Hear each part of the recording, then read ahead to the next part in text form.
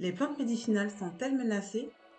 Nathalie Avant, présidente de la Fédération française des écoles d'arboristerie, FFEH, et directrice de l'école Inderplan, nous plonge au cœur des paradoxes entre l'engouement pour les plantes et les obstacles rencontrés par les arboristes en France. Elle nous éclaire également sur les dérives qui menacent cette pratique ancestrale essentielle à notre bien-être et partage sa vision sur le rôle de l'arboristerie dans la santé de demain. Bonjour, je suis Adriana Georges, experte passionnée de sciences, santé, innovation et entrepreneuriat. Si ce n'est pas encore le cas, abonnez-vous à la chaîne en cliquant sur le bouton qui va apparaître ici ou ici. Et si vous souhaitez aller encore plus loin et contribuer à une société plus individualisée, inscrivez-vous à ma newsletter pour rejoindre la communauté des business santé en cliquant dans le lien qui est dans la description ou qui apparaît par ici. Donc aujourd'hui, j'ai l'honneur d'accueillir Nathalie Avon, qui est directrice d'Inderplan, une école d'arboristerie, et aussi présidente de la FFEH, donc la Fédération des écoles d'arboristerie en France. Donc Nathalie est une figure majeure dans le domaine des plantes médicinales et de l'arboristerie, et je suis ravie de pouvoir discuter avec elle justement de l'importance des plantes médicinales et des médecines douces dans la santé d'aujourd'hui et aussi celle de demain. Donc déjà, Nathalie, merci d'être avec nous aujourd'hui. Merci à vous, Adriana, et merci pour toutes ces gentilles paroles d'introduction, hein. Voilà, pour moi, c'est un plaisir de partager cette passion pour les plantes médicinales avec vous. Donc, voilà. Ah oui. Donc déjà, pour commencer, est-ce que vous pourriez vous présenter votre parcours en mettant l'accent sur ce qui a façonné finalement votre vision et votre carrière? Alors moi, je suis issue plutôt du monde de la communication au départ. J'ai été au tout début de l'internet. Voilà, on avait créé avec mon mari notre propre boîte pour créer des sites internet. Enfin, c'était il y a 25 ans. Et puis peu à peu, voilà, j'en avais un petit peu assez et j'avais besoin de retrouver du sens dans mon parcours professionnel, donc une remise en question et le besoin, oui, de reprendre le fil peut-être d'études, etc. Et c'est de cette manière-là, un petit peu par hasard, hein, c'était pas vraiment quelque chose de décider et de penser au départ, parce que je ne savais même pas que ça existait. Mais j'ai découvert qu'il y avait donc un métier qui s'appelle arboriste et qu'il était possible de se former à ce métier dans des écoles d'arboristerie qui existent pour ce qui concerne Inderplan, bientôt 50 ans, hein, puisqu'on fêtera les 25 ans d'Inderplan en 2024, pardon, donc l'année prochaine. Je vivais à l'époque dans le sud, donc pour moi c'était tout naturel de me diriger plutôt vers Montpellier, puisque c'est là que se situe Inderplan. Et donc je pense que ça vient aussi de cette couleur très particulière de cette école, mais j'ai été tout de suite conquise, j'ai eu la sensation, le sentiment d'avoir un rendez-vous et d'être au rendez-vous. Voilà, donc c'est vraiment quelque chose qui m'a tout de suite passionnée, que ce soit la botanique, que ce soit l'herboristerie, la phytothérapie. Enfin voilà, ça m'a pas quitté d'ailleurs, hein, mais je ne peux pas passer devant une plante sans la connaître. Enfin, si je la connais pas, pour moi, c'est pas possible d'en rester là, quoi. J'ai besoin après de savoir qui elle est. Voilà, et donc même si ça peut être dangereux d'ailleurs, une vraie passion, c'est ça, parce que même en voiture, ça peut m'arriver, bon, je fais quand même attention, mais ça peut m'arriver de m'arrêter comme ça et d'aller voir, de vérifier ce qui est au bord de la route, parce que ça m'interpelle.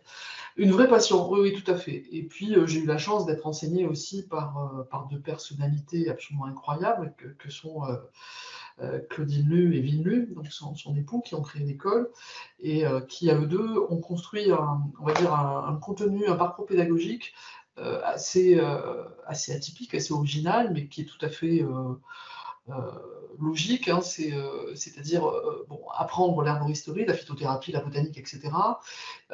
Mais envisager le soin avec la vision holistique de la médecine traditionnelle chinoise et la philosophie qui la sous-tend, c'est-à-dire le taoïsme. Et ça, c'est vrai que c'est quelque chose que je ne connaissais pas, hein, et qui m'a là aussi complètement embarqué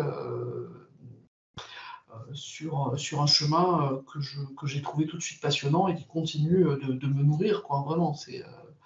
Voilà, et puis bon, voilà, donc j'ai fait cette école avec au départ un projet plutôt d'installation en herboristerie, et de fil en aiguille, étant vraiment, enfin, encore une fois, j'utilise beaucoup ce mot-là, mais je ne vois pas lequel je pourrais utiliser d'autres. Étant très passionné par cette matière-là, par la botanique, j'ai très rapidement proposé des sorties botaniques, des ateliers, etc. Ça a tout de suite répondu. Enfin, tout ce que j'entreprenais en parallèle de cette école, créer des ateliers, proposer des sorties, élaborer des sirops, les vendre, etc., ça matchait tout de suite. C'est même allé, enfin, puisqu'on on avait aussi pour obtenir notre diplôme privé, hein, d'Interplan, il fallait aussi faire ce qu'on appelle un mémoire. Et moi, j'avais choisi de faire un mémoire sur les plantes médicinales propres, enfin, que l'on trouve spécifiquement plutôt dans la zone méditerranéenne. Donc, je me suis concentrée sur cette zone-là. J'ai fait d'abord un inventaire autour de chez moi. Partant de cet inventaire, j'ai ensuite exploré toutes ces plantes et j'ai eu besoin d'une bibliographie. Et je me suis rendu compte qu'il n'y avait pas grand-chose qui existait. Du coup, je me suis dit, tiens, pourquoi pas proposer ça à une maison d'édition. Donc voilà, j'ai toqué à la porte d'une maison d'édition. Et la première maison d'édition chez laquelle j'ai toqué a dit oui, quasiment tout de suite. Donc voilà, tout était comme ça, jusqu'à l'envie et le projet complètement fou, hein, puisque je n'arrive pas du tout de ce milieu-là, de créer ma propre école d'herboristerie. Donc D'accord. j'ai commencé à réfléchir à une équipe, à envisager des lieux, à voir de quelle manière je pouvais monter ce projet, à aller chercher des partenariats, etc., etc. Donc j'avais pas mal avancé sur le dossier. Et puis là-dessus, Vine est parti, donc en juin 2012. Et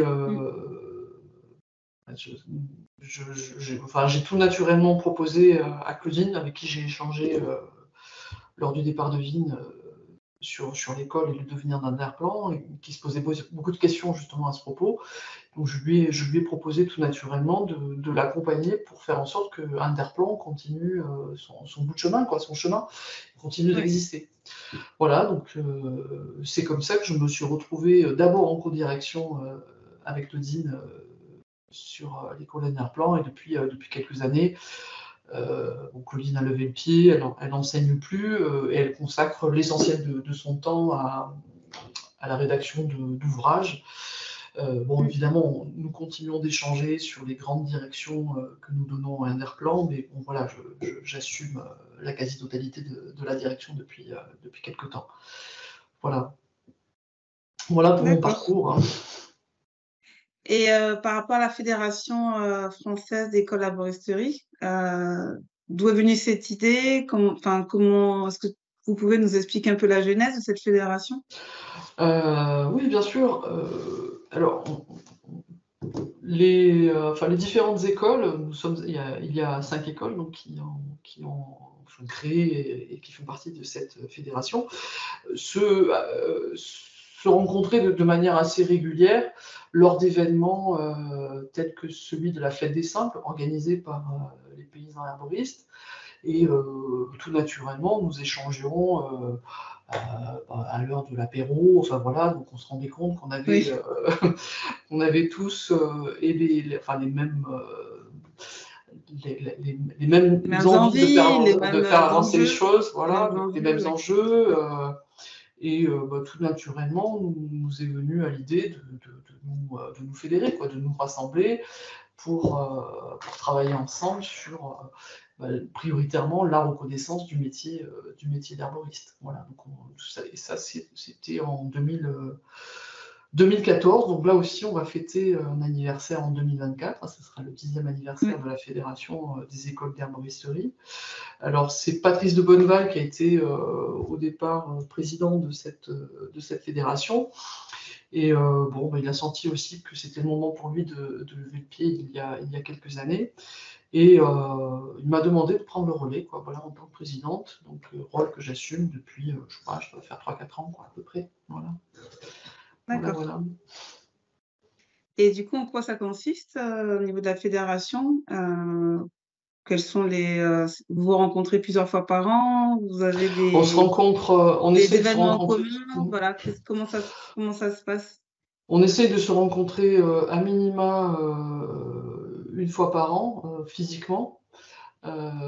Bon, sachant que les écoles sont vraiment éparpillées sur tout Ouais, l'Hexagone, hein, donc la Bretagne, Lyon, Paris, l'Ardèche, Montpellier.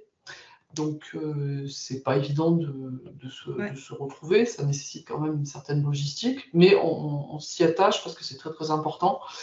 Les seuls moments où on n'a pas pu le faire, c'était évidemment pendant le Covid, donc on a été d'ailleurs ouais. assez frustrés de ne pas pouvoir se retrouver pour de vrai, même si nous avons fait en sorte de maintenir le lien au travers de réunions en visio. Donc, mais c'est ça, enfin, on est bien d'accord Oui, que c'est c'est pas pas tout à pareil. fait la même chose. Donc ça, c'est à minima une fois par an, et sinon, on se retrouve une fois par mois. On a une réunion en visio là aussi, donc enfin, on évoque différents points à l'ordre du jour. Nous avons à cœur d'organiser un événement qui s'appelle le Congrès des herboristes, alors qu'il n'y a pas eu lieu pendant plusieurs années là aussi, parce que le dernier en date qui devait avoir lieu, il devait se dérouler une semaine pile poil, juste, alors je ne sais plus si c'était juste avant ou juste après. En mars Euh, 2020, j'imagine? ouais, c'est Mars-avril ça, ouais. 2020. Ouais, c'est ça. Donc après, on a été en confinement, donc plus possible Oui, d'organiser quelque événement que ce soit. Ça nous a un peu, enfin comment dire, coupé de l'élan. Et enfin, on a eu beaucoup de mal à retrouver cet élan, quoi. Et là, nous oui, je projetons comprends. d'organiser de nouveau cet événement. Alors au départ, c'était 2024, mais là, ça va être plutôt pour 2025 parce que ça nécessite quand même pas mal de préparation en amont. Alors, ce qui nous a pris beaucoup de temps, d'énergie à tout point de vue aussi, c'est, mais ça on va peut-être en reparler aussi, la reconnaissance du métier peut se concrétiser par de différentes manières, et entre autres, l'une d'entre elles qui nous paraît essentielle, c'est au travers d'une inscription à ce qu'on appelle au RNCP, c'est-à-dire le registre national des compétences professionnelles. Cette inscription est délivrée par France Compétences, hein, c'est un organisme officiel, un organisme d'État. Ça permet entre autres, mais pas que évidemment, de mobiliser ce qu'on appelle son CPS, c'est-à-dire Oui, voilà, son concours professionnel de formation.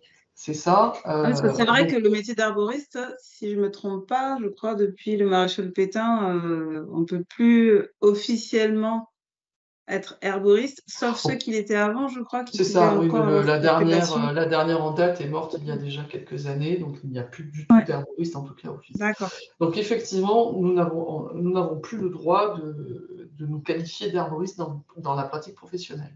On a le droit, alors ça c'est un peu contradictoire, mais c'est comme ça, on a le droit d'ouvrir une herboristerie, hein, on peut avoir Oui, une boutique avec marqué herboristerie sur la devanture, ça c'est tout à fait légal, mais on n'a pas le droit de dire qu'on est herboriste. On peut ouvrir une herboristerie en marquant herboristerie sans avoir nécessité à s'être formé.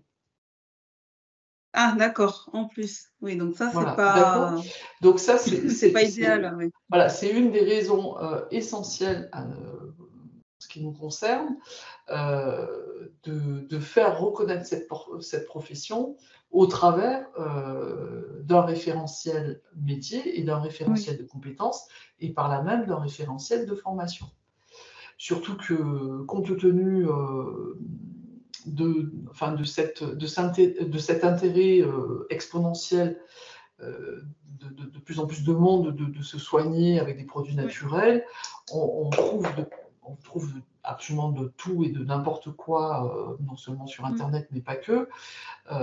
Voilà, donc tout le monde Donc a ce serait tendance vraiment à pour protéger le consommateur, ouais. Pour protéger le consommateur parce bah, qu'effectivement tout c'est le en monde plus, peut c'est vraiment il y ouvrir a une c'est herboristerie ça, sans avoir vraiment la qualification.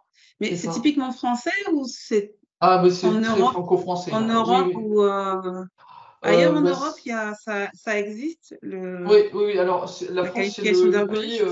le pays le plus coercitif dans la pratique de l'herboristerie. On peut être herboriste en Espagne, en Italie, en Belgique, c'est reconnu aussi, en Angleterre, en Allemagne, ce qu'on appelle les health practitioners ont vraiment une Ouais, place reconnue par les autres professionnels de santé. En France, pas du tout. Voilà, donc il y a une réelle problématique, hein, ouais. Non, je il comprends, y a, ouais. il y a une véritable attente sociétale de sécuriser le parcours de soins, le parcours de santé plus exactement, Ouais, qui peut s'appuyer enfin, les médecines naturelles, enfin, sur ouais. la phytothérapie, l'herboristerie, l'aromarie, etc. Donc il y a vraiment ce besoin-là aussi de conseils, hein, de conseils de santé. Mais après, tout un chacun peut se prétendre Oui, praticien de d'accord. santé par les Ouais, donc plantes c'est pas sans s'être formé. donc Voilà, c'est vraiment un décalage, oui. il y a un gros, gros décalage. Et étant donné que le marché de la formation, c'est aussi un marché, c'est un marché qui évolue en fonction des attentes et des besoins sociétaux, il y a de plus en plus de propositions de formation en herboristerie. Il Ouais, y a du grand tout, et là encore une fois, du grand ouais. n'importe quoi. Il y a des formations, là je tombe des nues, hein, je suis encore tombée sur une formation en herboristerie proposée à 74 €. C'est Oui. indressable. Oui, j'en ai vu, des formations comme ça sur Udemy, par exemple, limite à 11 €, Donc où on dit: c'est «Devenez, donc expert en herboristerie». c'est Donc ça, c'est ça, voilà. Donc alors que les plantes, quand même, il faut du temps. Enfin, c'est certes, c'est naturel, mais c'est pas parce que c'est naturel qu'il n'y a pas mais faut savoir utiliser la bonne dose, dans quel, contexte. Enfin, voilà, c'est quand même un vrai métier et c'est vrai que c'est quand même aberrant. Qu'ils accordent d'un côté l'herboristerie, mais qu'ils ne reconnaissent pas la formation d'herboriste. Donc c'est sûr que et c'est en bonne voie ou ça moi, stagne? j'ose dire que là, on est en stand-by parce que bon, on a énormément travaillé, je viens de l'évoquer, sur notre référentiel métier, donc ça nous a pris énormément de temps, de réunions, etc. On a fait appel à quelqu'un qui était spécialisé justement dans la constitution de dossiers pour une demande d'inscription au RNCP. On a travaillé sur nos référentiels de compétences, etc., etc. On a présenté une première fois, je crois que c'était en 2019, je ne veux pas dire de bêtises, vous voyez comme ça commence à dater Mmh. déjà, un premier dossier. Bon, ça a mis pas moins d'un an pour obtenir la réponse, c'est très très long. On a été retoqué. On a réussi à obtenir un rendez-vous parce que c'est une institution très très hermétique en France Compétences, c'est très difficile Ouais. de rentrer en lien avec eux. Bon, on nous a expliqué ce qui n'allait pas dans le dossier, donc de manière à nous permettre de corriger tout ça pour le présenter de nouveau. On a retravaillé dessus, ça nous a pris quasiment un an pour retravailler dessus, et on Mmh. a de nouveau présenté, de nouveau quasiment un an d'attente, et là, pareil, on a été de nouveau retoqué, et là, par contre, on est tombé sur quelqu'un qui nous a donné très très peu d'explications, voire pas du tout. Et c'est vrai que ce deuxième échec, ça nous a vraiment coupé les jambes.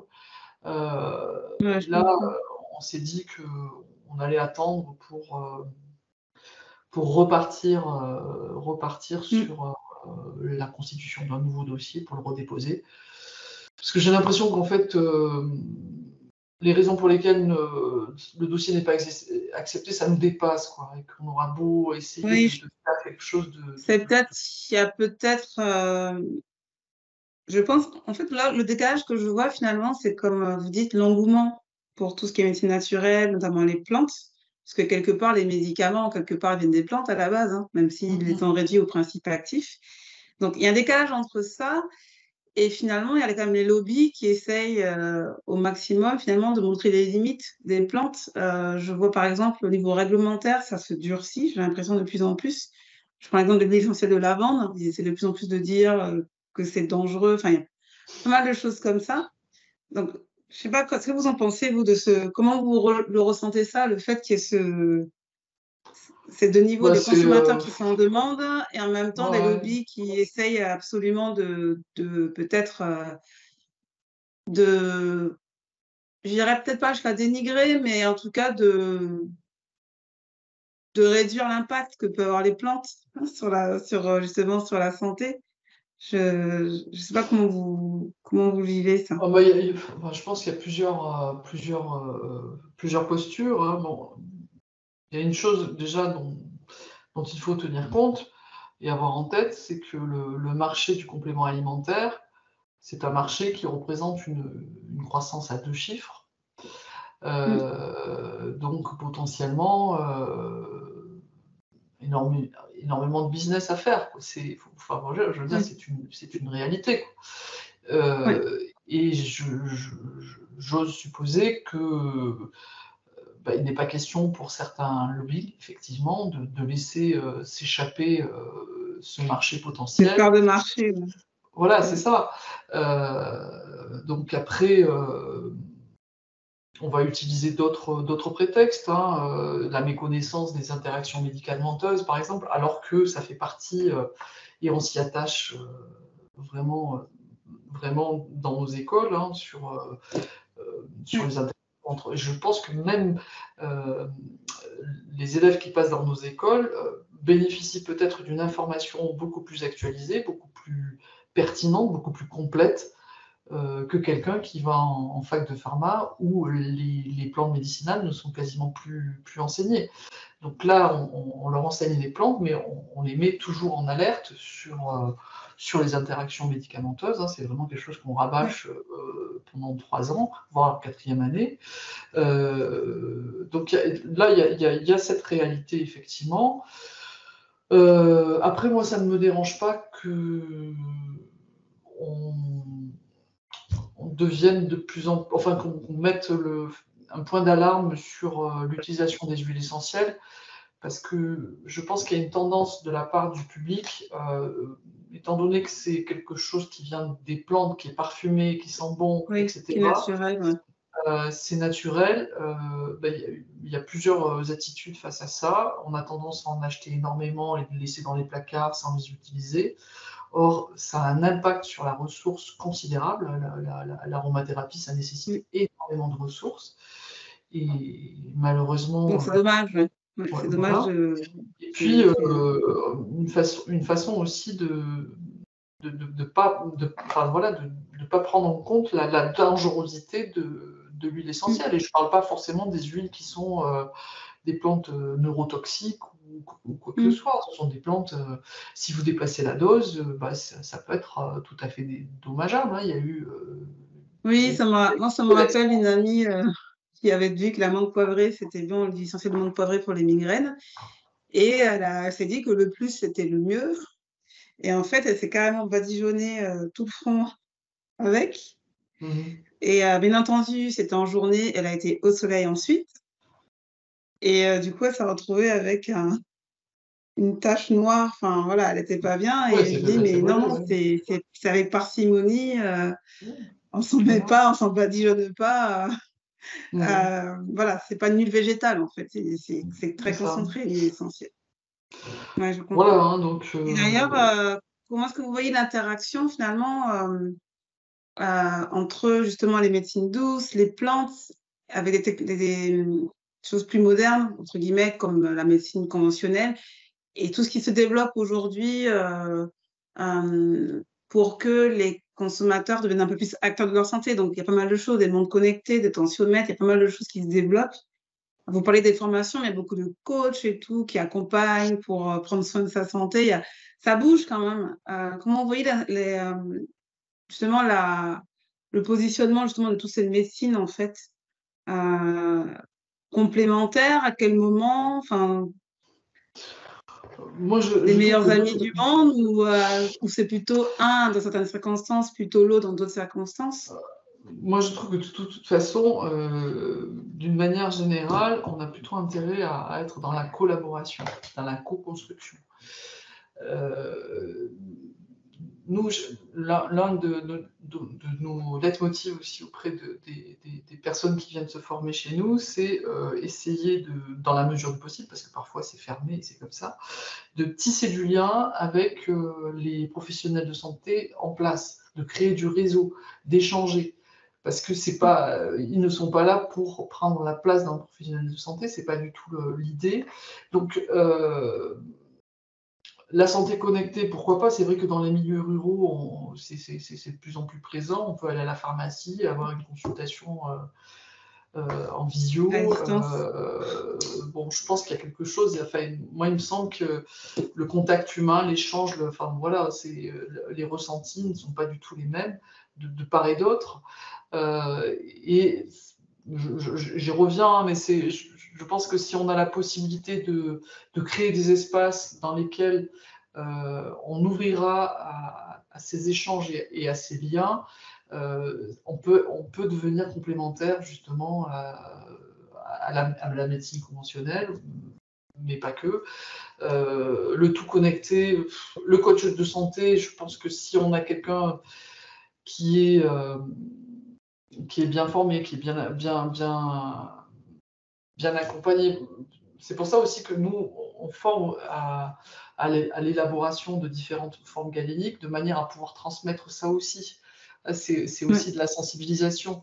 Peut-être permettre aussi à certaines personnes de prendre en charge des petites choses très simples. Hein, voilà, si on a un rhume, qu'est-ce qu'on peut faire? Enfin voilà, des petites choses très simples qui ne nécessitent pas forcément de consultation chez un médecin. Voilà, ça permettrait de désengorger pas mal de cabinets, de médecins. Quoi. Voilà. Enfin, je ne sais pas si j'ai répondu à la question. Je sais pas si...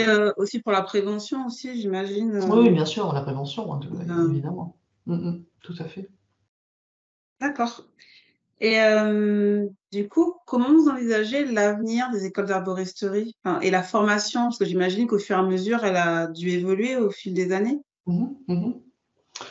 Quels sont les changements qui vous ont Ben moi, marqué? j'ose espérer encore, hein, j'ose espérer que nous finirons par être entendus, reconnus, et que nous finirons par obtenir une reconnaissance officielle via cette fameuse inscription au RNCP.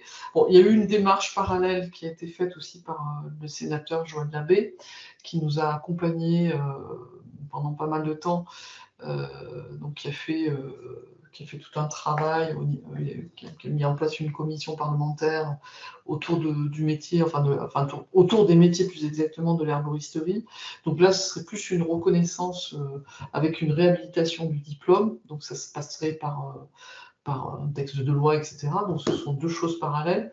Je pense que ça sera de toute façon beaucoup plus long, de passer par le diplôme officiel et donc via un texte de loi.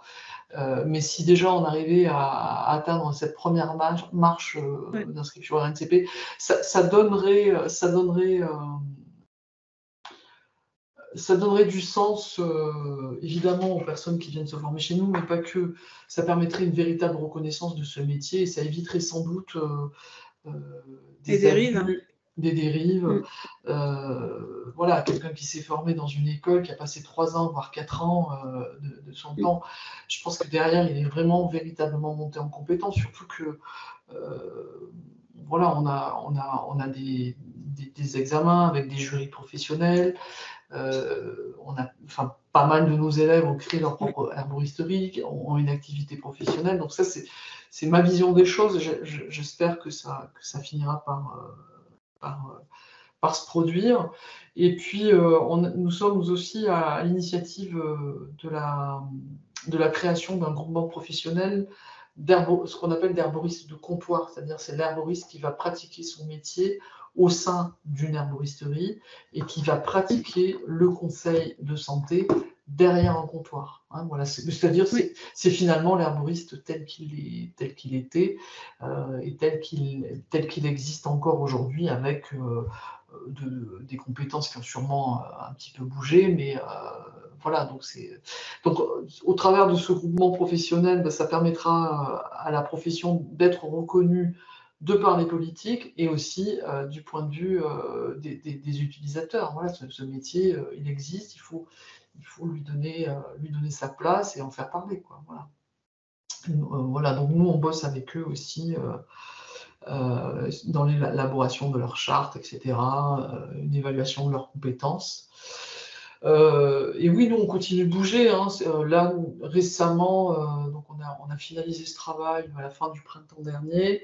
On a travaillé avec une partie de l'équipe pédagogique, plutôt donc tout ce qui, enfin les médecins qui bossent avec nous, les infirmiers, les pharmaciens, sur un référentiel de pathologie, c'est-à-dire voilà, essayer euh, de préciser le plus possible où sont les limites du métier, parce que je pense que ça aussi c'est important Oui. de savoir où sont les limites, de rester dans une véritable humilité dans l'exercice de cette profession. Ça me paraît essentiel. Voilà, ça aussi, donc faire évoluer les choses. On bosse aussi, on travaille, on collabore avec les paysans herboristes qui en sont à l'initiative sur la liste des allégations autour des plantes médicinales. Nous travaillons aussi sur l'élargissement de la liste des plantes autorisées. Donc voilà, ça c'est des choses auxquelles nous Il y en a participons. combien aujourd'hui? C'était une époque, il y en avait 38 plantes Ah non, autorisées. là on est passé à 145 ou 144, voilà, une près, Ok. voilà, on en a plus d'une centaine. Et d'autre part, donc ça c'est des plantes en l'état, c'est-à-dire des plantes vendues qui peuvent être vendues sèches en vrac. Et sinon, on peut travailler aussi avec la liste des compléments alimentaires, où là, on a la possibilité de s'appuyer sur plus Oui. de 500 plantes.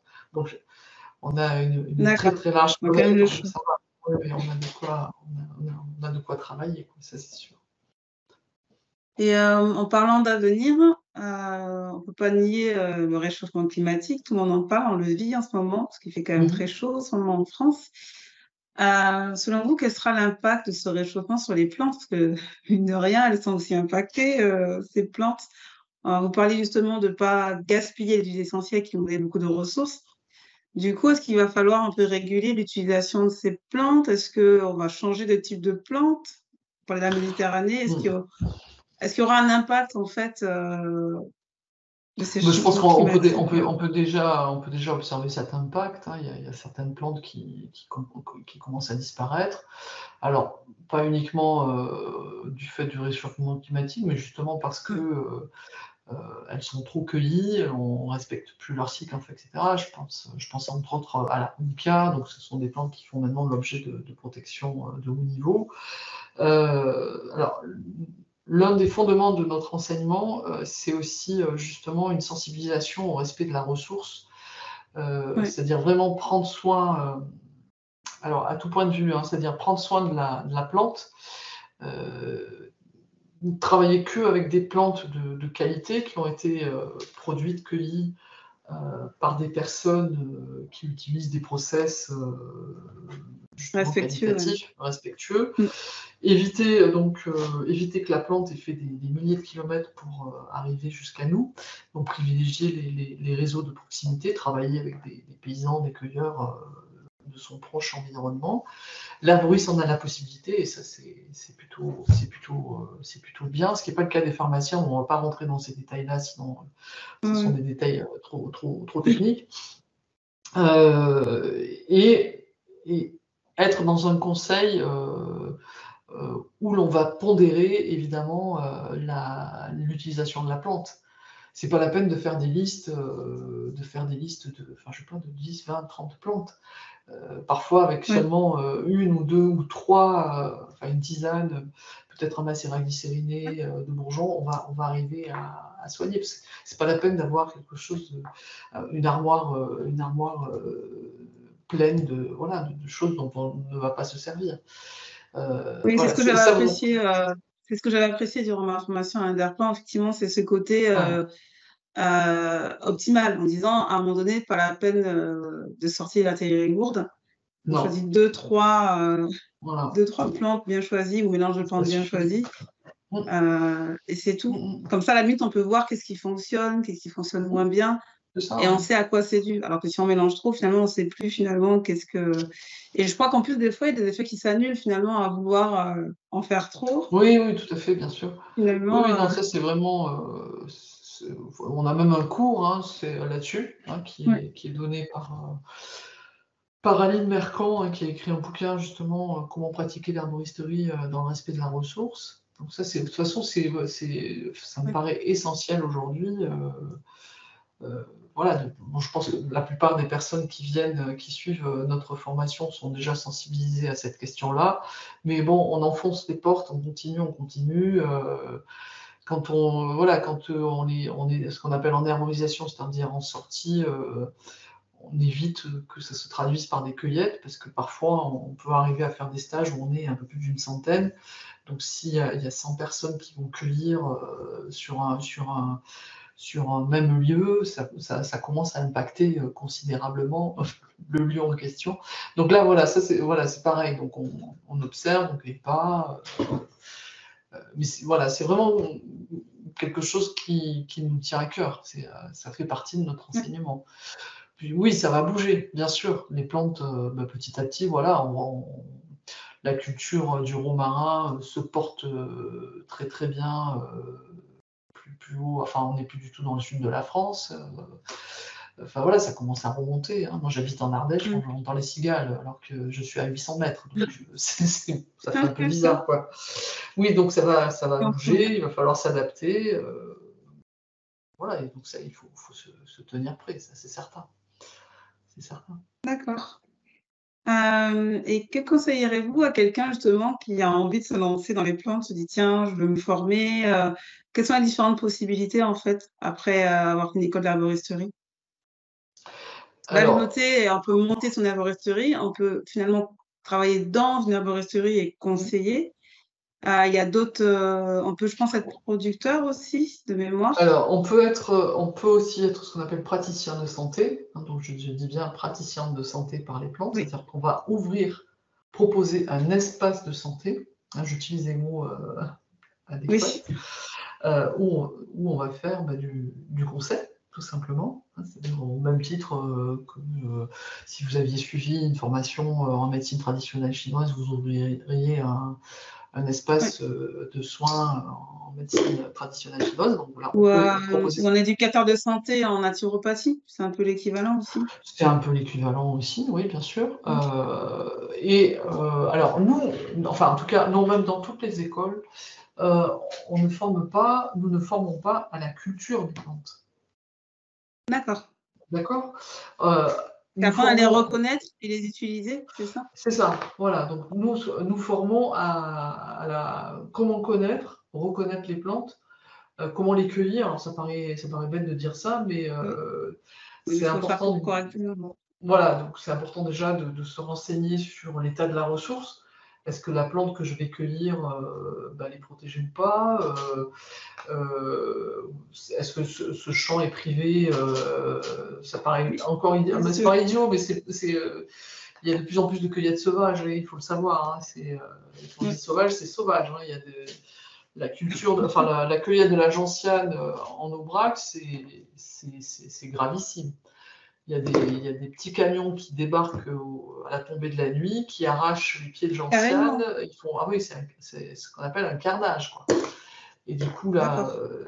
sans aucun respect de la ressource, là, pour le coup, non, c'est des marchés florissants, hein, donc c'est des marchés qui Ouais. génèrent du revenu. Au plus la plante est tendue, évidemment, au plus la ressource est tendue, au plus derrière, ça génère des revenus importants, hein, puisque tout ce qui est rare est Mmh. cher, etc. Euh, donc, nous, voilà, donc au bout du cursus, on est complètement capable de connaître, reconnaître, cueillir, transformer, utiliser et conseiller. C'est-à-dire que sur un terrain, on va pouvoir utiliser des outils comme une flore, et être capable de reconnaître sans aucun doute possible la plante en question. Donc ça, c'est vraiment... donc vraiment, il y a un lien avec le terrain en permanence. Ah, c'est vraiment du pratico-pratique, on n'est pas que dans la théorie. Donc, notre formation, par contre, elle est souvent suivie par des personnes qui sont déjà installées, qui ont déjà une activité agricole et qui souhaitent la développer, voilà, donc la développer sur un axe enfin, plus vers les PAM, hein, donc les plantes médicinales, et donc éventuellement donc, cultiver et transformer et proposer leurs produits à la vente. Voilà. On a pas mal d'élèves aussi qui font de la transmission, qui font de l'animation, et puis pour beaucoup de professionnels de santé qui viennent chercher des compétences complémentaires pour mettre en place des propositions à partir de solutions naturelles dans leur protocole de soins. Voilà, donc ça aussi, ça fait partie du paysage des élèves qui suivent nos formations. Voilà. Ok. Et quels sont les livres ou les personnes qui vous ont le plus inspiré? De toute évidence, je les ai cités dès le début. Oui, Claudine et Villeneuve, j'imagine déjà. Claudine et Villeneuve, bien sûr. Hein, c'est vraiment, pour moi, elles m'ont beaucoup inspiré. Ça a été fondamental dans mon virage à 360 degrés dans ma vie professionnelle. Quoi. Ça a été, Puis voilà, cette confiance qui m'a été faite par Claudine, hein, qui m'a été donnée. Pour l'accompagner, etc. Evelyne, dans son approche vraiment très particulière. Enfin, moi, quand je dis que j'ai eu la chance, c'est vraiment cette chance. C'est vraiment pas un vain mot. Pour moi, Evelyne, c'était quelqu'un qui a été capable de faire une espèce de synthèse avec différentes approches, hein, donc la médecine traditionnelle chinoise, le taoïsme, mais pas que, hein, donc l'homéopathie, la botanique. Moi, je me souviens quand on faisait nos stages en Aveyron, c'est lui qui les animait. De manière systématique, on s'asseyait autour de lui, il nous proposait, c'était de l'ordre du palabre, et sur un sujet donné, mais vraiment, il partait, et il nous embarquait complètement, quoi, c'était passionnant. Alors que la première fois que je l'ai eu en cours, j'étais plutôt très en colère, je me suis dit, mais moi je suis venu apprendre l'herboristerie, c'est quoi cette histoire de médecine traditionnelle chinoise? Je savais qu'il y en avait un peu, mais pas autant, quoi. Voilà, hein, donc... Voilà, donc ce sont vraiment deux personnes qui m'ont énormément inspiré. Ouais, c'est ça. Après, j'ai une sensibilité, une attirance particulière pour tout ce qui touche les arbres, hein, donc la sylvothérapie, etc. Donc c'est vrai que j'ai lu pas mal de livres autour de cette thématique. Citer des auteurs, ça serait réduire. Mais voilà. Donc oui, et je continue. Hein, voilà, j'en avais deux personnes à citer, ce sont essentiellement Claudine et Villeneuve. Voilà. Ok. Et pour finir, qu'est-ce que vous faites en général pour vous détendre, vous ressourcer, vous redonner de l'énergie? Un petit conseil, on va dire, de quelqu'un qui se dit en arboristerie. Alors ce que je fais, ça m'arrive de faire l'impasse, mais j'évite à tout prix. Moi, j'ai installé la méditation de pleine conscience depuis pas mal d'années, donc je pratique au quotidien. Ça me permet de poser mes journées dans cette énergie-là. Et puis,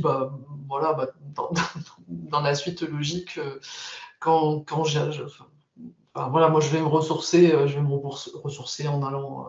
J'ai la chance d'habiter à proximité de la forêt, à proximité de rivières et de ruisseaux. Donc dès que j'ai besoin de prendre. En connexion avec la nature. Oui, pour moi c'est essentiel. Alors c'est vrai que au début, quand j'ai travaillé avec Claudine, j'enseignais aussi par ailleurs, donc ça me permettait de garder ce lien-là avec le contenu de la formation. Et puis peu à peu, l'école recevant de plus en plus d'élèves, ça m'a demandé de plus en plus de temps et je ne pouvais plus envisager de faire les deux, donc j'ai fait le choix de privilégier la direction et du coup je n'enseigne plus, mais pour garder, pour moi ça me paraît fondamental de garder ce lien-là avec l'objet de la Mm. formation et de rester en lien. Je vais souvent questionner les arbres, leur demander conseil, quoi. Voilà. Conseil et soutien. Et ils sont toujours là, c'est ça qui est. Enfin, voilà, c'est très nourrissant pour moi. D'accord. Et si je dois vous demander votre plante favorite, il y en a une ou il n'y en a pas, il y en a plein Je les aime toutes très fort, mais il y en a une qui m'a vraiment marqué. C'est la mauve. Alors, c'est une plante qui est La mauve, ouais. très Ouais. fréquente, mais qui m'a permis de. Enfin, c'est une petite anecdote, mais justement, j'avais cueilli pas mal de mauves pendant des vacances et j'avais ramené ça chez moi parce qu'il fallait que je continue à les faire sécher. Et donc, rien que de les brasser comme ça, mais ça, c'est m'est arrivé avec d'autres Mm. plantes, pas qu'avec la mauve, rien que de remuer les plantes comme ça avec les mains enfin, voilà, dans le drap, etc., ça me faisait monter les larmes aux yeux. Je ne sais pas pourquoi, hein, c'est comme ça, c'était une espèce de Oui, joie ça innommable. s'explique Enfin, bon, pas. qui s'explique pas. Et ce jour-là, ma mère arrive pour venir passer un petit moment avec moi et de me voir en train de remuer ces fleurs là, pour les faire sécher. Il y a un souvenir qui est remonté à sa mémoire, qui datait énormément, puisqu'elle a perdu sa propre maman à l'âge de 6 ans. Et elle s'est souvenue que sa propre maman l'envoyait ramasser des plantes quand elle était petite, et que dans la cuisine, il y avait au milieu de la pièce un chaudron qui chauffait avec des plantes à l'intérieur. Et quand elle m'a raconté ça, pour moi, ça a été quelque chose d'incroyable, parce que je me suis dit, ah bon, bah d'accord, Ouais. je comprends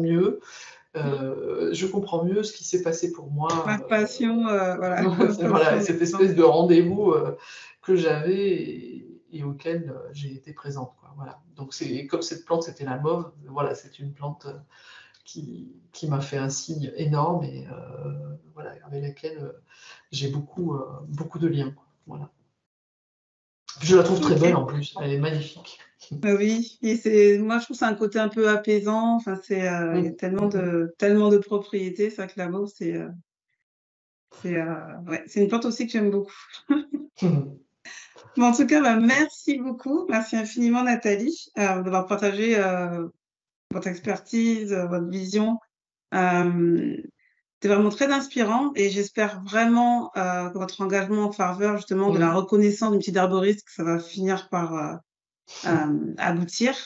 Je ne sais pas si nos auditeurs peuvent faire quelque chose, si on peut éventuellement, en Ah bah bien particulier, volontiers. faire quelque chose pour je sais pas, une pétition ou solliciter, je sais pas, voilà. N'hésitez pas si on peut faire quelque chose parce que je pense que je suis pas la seule, qui a aussi envie que ce métier soit reconnu, non seulement pour qu'il y ait une réelle connaissance, mais aussi, comme vous disiez, protéger aussi, le consommateur. Qu'on sache qu'on s'adresse à quelqu'un qui propose des prestations d'herboristerie, qu'il soit vraiment bien formé, éviter les mauvaises surprises.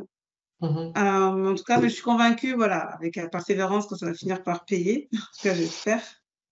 En tout cas, je vous souhaite une bonne fin de journée. À vous aussi, Et Adrien. donc, auditeurs, si jamais vous avez des questions pour Nathalie, ben, n'hésitez pas à me contacter et je lui ferai parvenir les questions avec plaisir.